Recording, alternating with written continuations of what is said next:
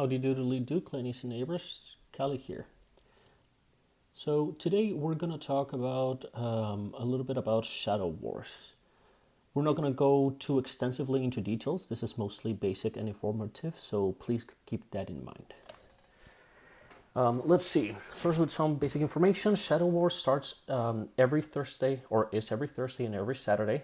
It usually defaults to start at 7 p.m. server time, 1900 hours, but it can actually be moved up and down by 30-minute increments by the clan leader of the clan with the highest rank. So you can start at 7:30, at 8, and so on. Now, how big is the range that you can move it, up or down? I'm not really sure, but that's something that a lot of people do not know. The doors to enter the lobby actually start at top of the hour by default, assuming it starts, for example, at 7 p.m. server time. But there is a 20-minute prep time. Actual fighting starts 20 minutes past the opening, so be early. If you're late, you're going to be missing out on some damage that your clan could be using. There are 3 rooms that you can enter. Each room has a max capacity of 30 players per room, so you can have a maximum of 90 players from your clan joining Shadow War. Now, let's show you really quickly where you would go to enter Shadow War. A lot of newer players don't really know this, so I figured it's a great idea to go ahead and do it. So I'm just going to open my minimap. You are going to go to the bar area, which is right here. Oh, right there, to the Court of the Whispers. Gonna enter. And then go all the way to the top right side of this area.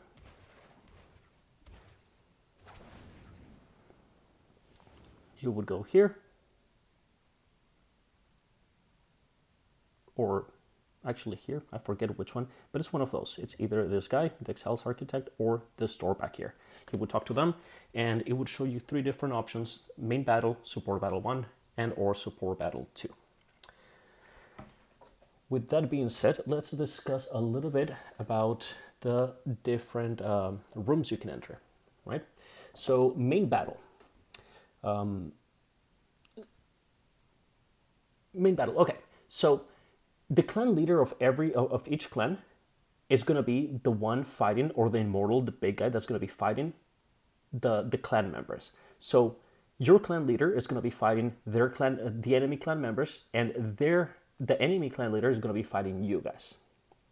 The Immortal, or the clan leader, will focus on running around in order to survive as long as possible. Keep in mind that they cannot win by player kills. You can only win by basically which Immortal dies first, which clan leader dies first. Killing players does allow the Immortal to unlock certain skills and bonuses, but they're not necessary to win. They just help a little bit, especially down, once a little bit of time has elapsed. Most Immortals will just run around trying to survive for as little as possible, trying to make your team not do that much damage or mitigate the damage just by running around. They usually do run in a pattern. Now, more seasoned Immortals or clan leaders will change it up, so they will change the different patterns. They will just make it so that you cannot predict it or anticipate it, which makes it a little bit harder to work to work a strategy for it. 2 of the most common patterns are going to be the infinity sign and what I would, I guess, call a triple loop. Let me go show you really quick what they look like.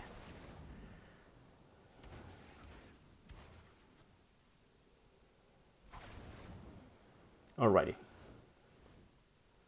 So the infinity sign is very easy. You just go in an infinite loop, just like that. Now the Immortal would be running like this, but not in this small area. They would be running across the entire map, very slowly, but kind of going around it like this.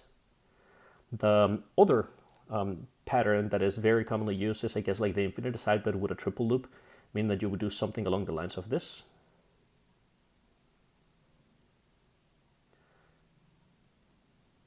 And again, not in a small area like I'm doing right now, but it would be across the entire field where you would be fighting them. There's other patterns, there's other things. There's, people will have different strategies, but that's a little bit too detailed for the scope of this video. So let's continue.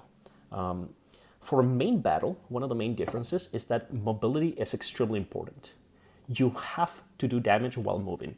In main battle, you're not going to be able to stand there and just do damage while standing. Things like movement speed buffs, dashes are key. Like teleport, the Crusader Horse, the Demon Hunter Swing, monk dashes, etc. Classes, builds, or set items that give mobility or work around mobility usually will shine in main battle. Now, support battle. So there are two different rooms for support battle. Both of them are exactly the same. It doesn't really matter which one, I guess, you pick. They're both the same. Now, the thing is that the Immortal there is actually going to be an NPC, a non-playable character, a computer, machine, whatever you want to call it. They're not going to be a real player. So they are not very smart and are very predictable. They will barely move around. They will only try to chase you if you run away, if everybody runs away from it, and they will mainly focus on killing players. In support battles, mobility is not very important. Rather, classes, builds, or sets that do consistent and reliable damage are much better. Think of the Immortals in support battles as a dungeon boss. You just want to go in there, do as much damage as possible, and maybe not die every now and then, but just do as much damage as possible. Classes that can tank the Immortal or classes that need to stand relatively still to do damage are really good in support battles. Comparatively, in main battle, you don't want to stand still. You're going to have to be running around. You're going to have to be doing damage while moving. The only time that this doesn't apply is when the clan leader or one of the substitutes that is supposed to be the Immortal for the enemy clan doesn't show up. If they don't show up, then the Immortal in main battle is an NPC. So they won't move around, they'll just stand still. But realistically speaking, in main battle, you will usually see the clan leader or the substitute show up. And yes, you can actually have an Immortal that can be a substitute. So let me see if I can show you from here. I believe so.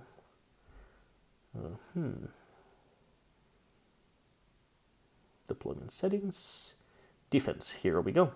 In this case, I already selected one of my substitutes, and I can go in there and select even a second one.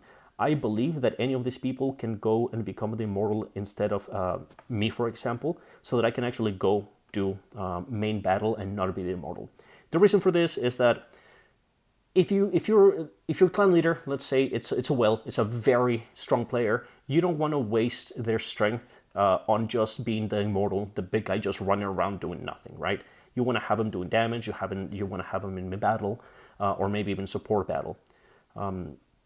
Instead of there. So you can optionally grab one of your, I guess, weaker members or one of the members that doesn't really like doing that, but is able to run around. It is going to show up and kind of does know a little bit about the patterns to go instead of the clan leader. That's something that a lot of people do not know. Let's see. One thing that I forgot about support battles. Reducing the health of the Immortal NPC, the big guy in support battles, gives your clan leader or your Immortal a damage bonus. Meaning that the more damage you do to the Immortals in the support battle, the more damage your Immortal will do. Just to show you as an example, on our last war, where is it? Nope, there we go. On our last war, we had right here, you can see the 30 point, and I don't know why that shows with so many decimal places, not like it matters, but you can see that they did about 89-90% damage. That's about 30% bonus damage that I, as the Immortal, was actually being able to do against the enemy. At first, if you're the Immortal, you probably want to run around.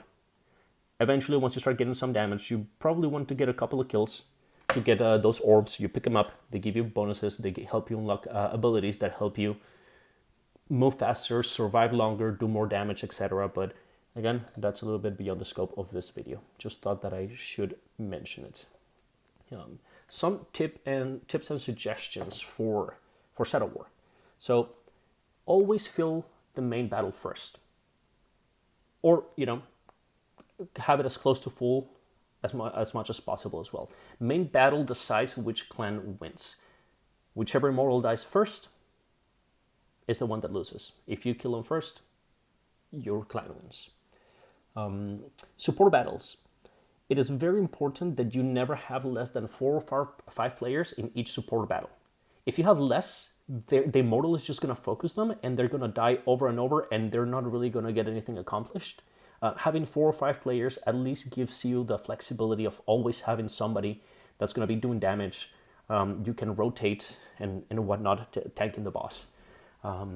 And something for, and a tip for both battles, please party up. Now, you cannot party up before entering the lobby, before the lobby opens. But once you enter the lobby and the 20-minute prep time starts, you can actually party up there. If you're partied up once the lobby opens, you cannot enter as a party. You have to leave your party, and then you can enter, and then you can re-party up. Any buffs, paragon trees, set item effects, or anything that affects or buffs others will help your party. And even if you don't have anything, why not? One of your party members might have something that will help you do a little bit more damage, move faster, and whatnot. For some closing remarks on Shadow War, participating in Shadow Wars gives you rewards in the mail after each war. Just go to menu, mail, you get it. I don't have anything because I already claimed it, and I like to keep it clean and delete everything. And those rewards have a small chance to have a legendary item. Maybe it'll be an upgrade, maybe not, but hey, it's free just for participating. Similarly, class that participate will get rewards on Saturday after their second war is completed. And if you made the top 10 for the week, your clan will actually get some extra rewards. Now, keep in mind that when I say top 10, I don't mean top 10 by score, like in here.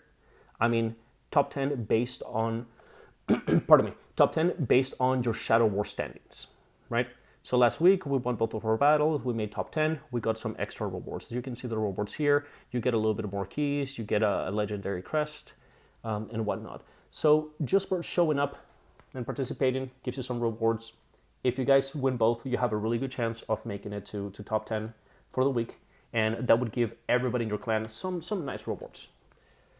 Now, other things that are not directly the Shadow War, but really affect the outcome of a Shadow War are going to be which paragon trees you have active, your set items, and your builds. I'm not going to talk too much about builds because it's very class dependent. Your skills, which, set items you're using and whatnot. But I will talk a little bit about paragon trees and the set items. So, which paragon trees, in my opinion, are 100% useless? Vanquisher and Treasure Hunter. Vanquisher applies only to monsters, so you will get no use out of it. Let's check it really quick. For each monster, 5 monsters, so it does nothing. Treasure Hunter is mostly about farming. Then which trees are situational or decent? I think Gladiator is very situational for the Immortal. So if you're if you're the clan leader or if you're one of the substitutes, this ability right here, Trapper, actually does proc when you fall below 30% life. And those traps that you lay every 5 yards for 6 seconds slow down the enemy. So if they're all chasing you because you're running around and you drop traps that slow them down, that's gonna mitigate the damage that they can put on you, which might be really interesting. But outside that, I don't think there's other trees that really affect, or at least that I know that is confirmed, affect the Immortal. Soldier. The next one is decent to help you and your party survive a little bit more and a little bit longer. Where's it? Okay, there we go. But I personally don't care for it that much. Survivor, it's actually to help you survive a little bit more or longer as well. And one thing that I'm unsure about is whether Survivor applies to the Immortal. For example, whenever you drop below 30% life, you gain 35% increased movement speed.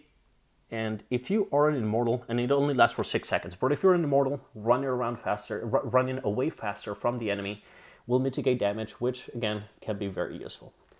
Now, which Paragon tree, and it's the only one that's left, is the best, in my opinion, is Mastermind. It's great for critical strike chance bonus for yourself, and that alone is amazing. Other actives also are very nice if you're in a party, especially if you're in a party where you and the other 3 people are from different classes. Keep in mind that if everybody in your party is using Mastermind, most of the actives will not stack. So as long as one of you is running it, everybody's getting the bonus damage and the bonus damage reduction, or the damage taken and the damage done. But they will not stack. So if 2 of you are running it, it's not like you get double. No, you just get 1 and done. The good thing about Mastermind is the critical strike chance. You get about 2.5% per different class. So you alone, let's say that you have you're 2 mages in a party, you're getting 2.5%. Let's say that you have a mage and a demon hunter. Now you're getting 5%, 2.5 twice. You have 4 different ones. Well, that's 10% extra critical chance, which is really, really good. So yeah, in the worst case scenario, you'll get 2.5% extra crit chance. Best case scenario, you'll get 10 and extra damage and done an extra damage or reduced damage or damage taken. Yeah. Now for the set items. Now, the sets are a little bit more situational, but there are some that are very good. Just for the sheer bonuses that give you either movement speed, either attack damage, and whatnot. One of them is Vithu's. One of them is Vithu Surges. The other one is Warbags of Shalbaz. The third one is Windlove Perfection. The fourth one is Gloom Guide's Price. Oh, and the last one is Isatar Imbued. I personally use Grace of the Flagellant, but it is not very commonly used by most classes. I just have a reason why I use it. In my other video, you'll be able to see why I use it and what the whole combo and idea is behind it. And on the description, I'll post all the different a link to all the different sets and their bonuses, and which bonuses they give you, just to help you and just to give you an idea of which ones are kind of good. And yep, that concludes the video for the time being. Oh yeah, actually, before I conclude the video, let me show you really quick where you can see all the set item bonuses as well. You can go to the blacksmith, you can go set crafting, and you will actually have a list of every set item and set piece in the game. So let's say that I need to know what Isatar does. I can go just to one of the pieces, and I can see the 2, the 4, and the 6. So yeah, alrighty, that will conclude the video. I am gonna go get ready for Shadow War tonight. You guys have a great day and happy hunting.